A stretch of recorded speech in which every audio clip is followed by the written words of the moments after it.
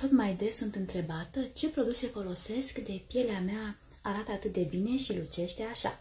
Ei bine, ritualul meu zilnic de îngrijire include aceste două produse și anume spray-ul Aloe First. Îl folosesc ca și demachiant, atât dimineața cât și seara.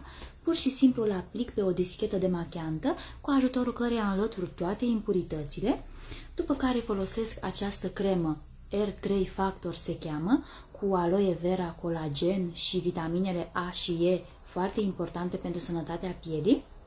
Această cremă hidratează foarte bine, restabilește elasticitatea pielii, reîntinerește aspectul epidermei, reține umiditatea.